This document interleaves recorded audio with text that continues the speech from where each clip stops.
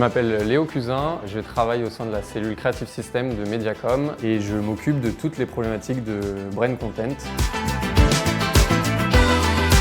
Je pense que le point clé, c'est de réussir à créer de la conversation avec son audience et du coup, pour une marque, c'est de trouver le moyen le plus pertinent de le faire. Donc forcément, ça veut dire se tenir au courant un peu des tendances de consommation, aller chercher le bon insight pour proposer un contenu que l'audience aura envie de consommer. Et ça, après, c'est évidemment à mettre en balance avec les enjeux de la marque. Et donc tout l'intérêt de notre métier, c'est de trouver le bon équilibre entre ces deux facteurs et de réussir à placer le curseur au bon endroit. Et ce qui est particulièrement intéressant, c'est que le curseur se place rarement, voire jamais exactement au même endroit. C'est tout ce qui fait un peu le sel de notre métier. Chez Mediacom, on a la chance de travailler avec plein de clients différents et donc sur tout type de secteur, que ce soit l'automobile, la téléphonie, les équipementiers sportifs, la restauration. On a notamment participé à la réalisation d'un documentaire qui raconte l'histoire de la marque DS Automobile. On a accompagné Hasbro pour le lancement d'une nouvelle version du Cluedo avec un dispositif d'influence. Et je pourrais aussi citer Subway pour lequel on candidate cette année, qu'on a accompagné dans la création d'une collection de vêtements capsules en partenariat avec un média. C'est une campagne qui a eu lieu aux États-Unis, qui a été faite par un hôpital dans le cadre de la campagne de vaccination.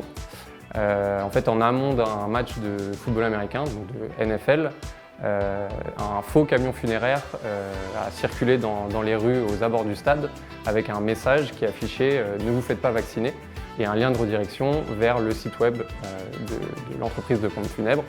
Et en fait, il s'avère que quand on se rendait sur le site internet, le message était inversé et il disait plutôt « Faites-vous vacciner, sinon on se verra bientôt ».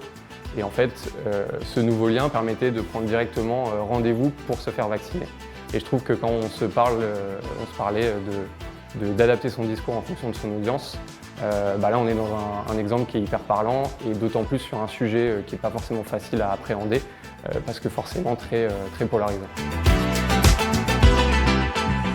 Alors moi non pas encore, mais l'agence The End Partnership qu'on accompagne notamment sur les problématiques de brand content l'a déjà gagné.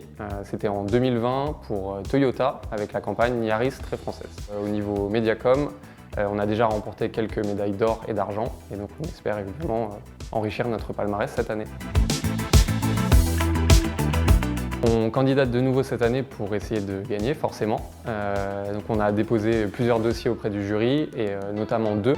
Le premier avec PlayStation pour la sortie du jeu Genshin Impact sur laquelle on a monté une opération 100% influence. Et une seconde pour Subway avec lesquels on a monté une collection capsule de vêtements qu'on a derrière amplifié à la fois en influence et via un partenaire média. Alors oui, j'espère qu'on va gagner et je pense qu'on va gagner. Déjà parce qu'on est hyper fiers du travail qu'on a accompli sur les cas qu'on présente. Et puis on a vraiment des approches qui sont hyper créatives et assez différenciantes. Donc voilà, on a hâte de voir ce que le jury va en penser. Rendez-vous le 10 mai pour la remise des prix et en attendant, n'hésitez pas à candidater.